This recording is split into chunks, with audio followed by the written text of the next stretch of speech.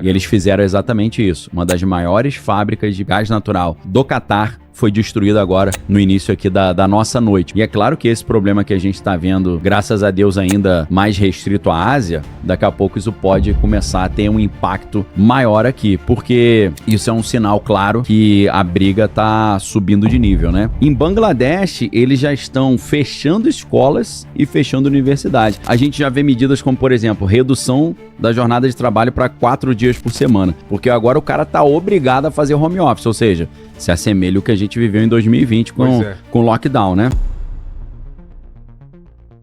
Na Tailândia, servidores públicos estão proibidos de usar o elevador. Em Bangladesh, escolas e universidades fecharam. Na Índia, restaurantes podem fechar em dias por falta de gás. O Sri Lanka racionou gasolina. E no Brasil, o diesel está com 10 meses de defasagem e os caminhoneiros ameaçam greve. Não é lockdown por vírus, é lockdown por falta de energia. Daniel Lopes explica por que o que está acontecendo na Ásia vai causar um colapso global.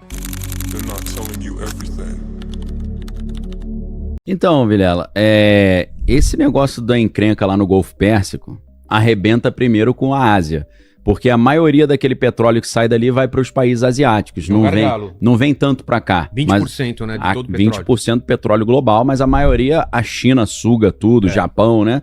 Então Índia, claro, principalmente esses países que têm populações gigantes, né, mais de 1 bilhão de pessoas. Então, essa encrenca gerou um impacto mais rápido lá.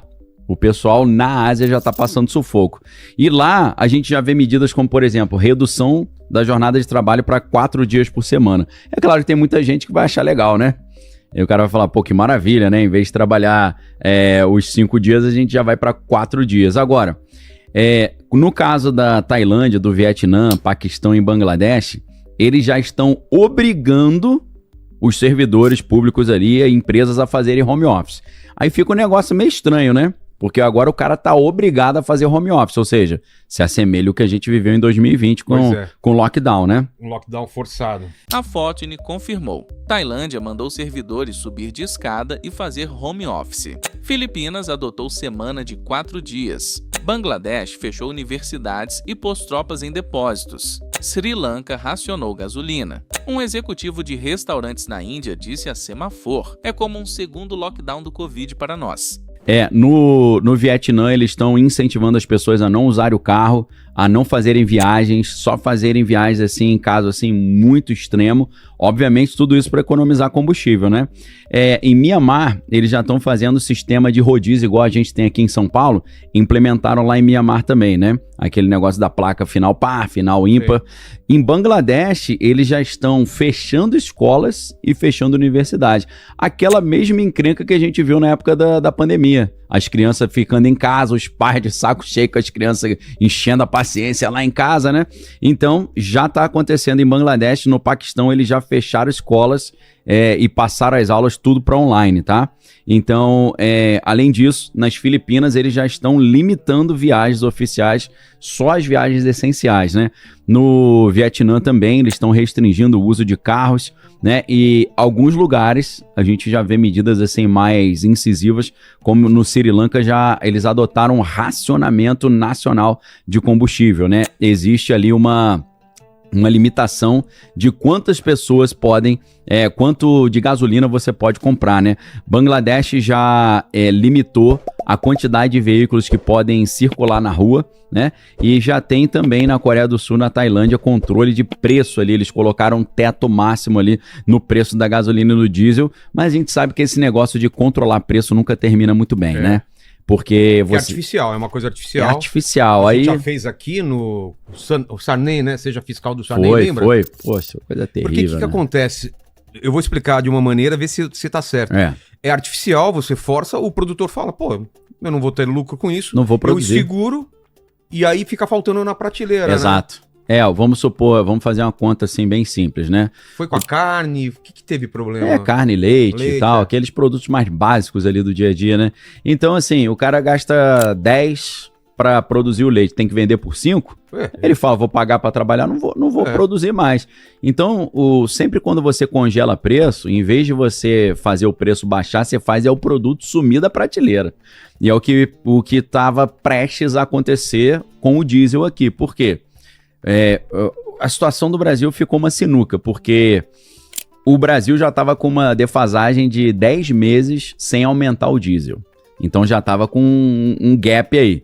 Aí, de repente, acontece essa guerra lá no Golfo Pérsico e o preço sobe, fica inviável você continuar segurando o preço. Então, eles ficaram numa sinuca. Por quê? Ou aumenta o preço e gera uma greve dos caminhoneiros, que é o que está sendo cotado agora. Estão dizendo que está programado para quinta-feira, amanhã, meio-dia, começar a greve. Pois é. Vamos ver se vai começar ou não, porque o governo está tentando negociar com os sindicatos. Daqui vamos abastecer, já encheu o tanque. Cara, direto. Eu tô toda hora no posto, o cara, de novo? Eu falei, estratégia, né? Deu R$10. Vai, o cara vai na conta-gota já, porque ele já até a boca. Conta-gota, porque o nosso carro é a diesel, né? Então a gente tá ali no olho do furacão, né? Então não tem muito o que fazer. O Brasil tinha defasagem de 10 meses no diesel quando a guerra começou. A Associação de Importadores disse, ou aumentam o preço ou paramos de importar. O país produz 70% a 80% do diesel, mas importa o resto. No Plano Cruzado de 1986, Sarney congelou preços e gerou desabastecimento. O mesmo padrão se repete. Então, ou eles aumentavam e arrumavam esse encrenca com os caminhoneiros, ou deixava o preço lá embaixo e o diesel ia sumir. Por quê?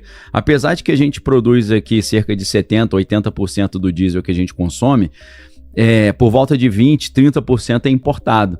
Então a Associação Brasileira de Importadores de Combustível estava com um enorme problema, porque o diesel começou a subir muito o preço lá fora, mas aqui eles eram obrigados a vender mais barato, porque o preço estava congelado há 10 meses. Os caras falaram, não vou comprar mais, não vou importar mais. Então, ou a Associação dos Importadores de Diesel falou, ou vocês aumentam o preço e fica viável de importar, ou não vou importar mais. Aí o que acontece? Falta diesel. Hoje a gente já tem no sul do Brasil, no norte, em algumas cidades, combustível faltando, né? E já limite para quanto você pode abastecer. Tipo assim, cada carro só pode botar R$100 de combustível, né? Então, são medidas que a gente vê que estão sendo tomadas que se assemelham um pouco àquela época do lockdown, né? Ele já está sendo, na Ásia, eles já estão sendo incentivados ali a não sair de carro, não andar de carro, usar transporte coletivo, né? Sair de bicicleta, né? Lá na Ásia é muito comum os caras irem de bicicleta. Na Tailândia, eles já estão fazendo economias nos prédios, para você ter ideia. Na Tailândia, eles estão incentivando os funcionários públicos a não usarem o elevador. O cara tem que subir o prédio de escada, né? Ligar o ar-condicionado. Só pode colocar no extremo 27 graus. Então, assim, a Índia, ela está direcionando, por exemplo, gás natural só para as famílias. Ou seja, hotéis e restaurantes não estão podendo usar, né? Eles estão restringindo o acesso de gás natural a hotéis e restaurantes, e vários países até cortaram combustíveis ali para carros oficiais do governo pela metade. Então, essa ideia de você ter quase que um fechamento obrigatório de bares e restaurantes e hotéis é algo muito semelhante que a gente viu no lockdown também, porque a gente sabe que o setor de bares, restaurantes e turismo ficou muito comprometido lá na época do lockdown, né? Então, se na época do Biden já se levantava a ideia de um lockdown climático, agora a gente está vendo um lockdown energético, né? Já acontecendo na Ásia, e a gente começa a ver conversas assim aqui também, das pessoas falando assim, se eu for sair de casa, usa transporte público, evite usar o seu próprio carro. Se você for usar o carro, monte um sistema de carona para evitar essa questão do combustível. Daqui a pouco só falta os caras falarem assim, a gente vai recomendar home office. Recomendar uma coisa, agora obrigar home office, aí a gente já está indo para um cenário meio que de lockdown. Daniel cunha o termo lockdown energético, diferente do sanitário de 2020, mas com os mesmos efeitos. Home office obrigatório, escolas fechadas, restaurantes sem gás. A ONU estimou o petróleo subindo 45% e gás 55% desde fevereiro. A IEA liberou 400 milhões de barris de reservas, mas isso compra semanas e não meses. Isso, Vilela, evoluindo assim nas notícias mais recentes, é um negócio que pode piorar muito rápido. Isso você está falando De notícias. Notícia. Depois a gente vai falar de gente que já previu e vem falando isso há um tempo já. E é lógico, Tá. claro, com certeza. Isso aqui não é tanto novidade para quem acompanha eu. Pois é, a gente já vem falando isso em outras lives. Exato, já estamos falando há muito tempo. Eu não fico me vangloriando, eu avisei e tal. Mas quem assistiu sabe. Exatamente. Tá registrado e tal, tá nos meus livros também. Isso. Se você tá curtindo assistir esse vídeo, então já deixa seu like e se inscreve no canal para não perder nenhum vídeo sobre esse caso, que ainda tem muito o que ser explicado. E depois você me corrija, mas tem 2 anos que batem, né? Ou 27 ou 30. Depois Sim, você me fala sim. por que tem essas 2 datas. Qual Não, é? tá tudo alinhado aí. Tá. Então, Vilela, aconteceu um negócio muito preocupante hoje, que pode acelerar. Hoje, quarta-feira. Quarta-feira. Nessa quarta-feira aqui, hoje é dia... Que dia que é hoje? 18. Nessa quarta-feira, dia 18, o negócio acelerou de uma maneira terrível. Por quê? Os Estados Unidos simplesmente destruíram a maior usina de gás natural do planeta Terra, que fica no Irã. E os iranianos ficaram simplesmente irados. E eles avisaram, eles mandaram um aviso. Quem está na Arábia Saudita, no Catar e no Emirados Árabes, se vocês estiverem em fábricas de gás e de petróleo, saiam porque nós vamos destruir as suas fábricas de gás e de petróleo. Caramba. E eles fizeram exatamente isso. Uma das maiores fábricas de gás natural do Catar foi destruída agora no início aqui da nossa noite para eles lá, né? Daqui a pouco já está amanhecendo. Então, o que acontece? Aquilo que já era um problema do Estreito de Hormuz fechado, agora eles estão destruindo as usinas. E é claro que esse problema que a gente está vendo, graças a Deus, ainda mais restrito à Ásia, daqui a pouco isso pode começar a ter um impacto maior aqui, porque isso é um sinal claro que a briga está subindo de nível, né? Então, esse campo lá no Irã chama South Pars, e ele é simplesmente o maior campo de gás natural do planeta. Foi destruído. Você acha foto? Para vocês terem ideia. Então, assim, o que pode acontecer agora, né? A gente, obviamente, vai ver menos petróleo e gás no mercado, né? A gente vai ver o preço da gasolina, do diesel e da energia subindo muito mais rápido, né? A gente vê ali inflação global, porque sem combustível tudo fica mais caro. Combustível mais caro, tudo fica mais caro, porque tudo é transportado.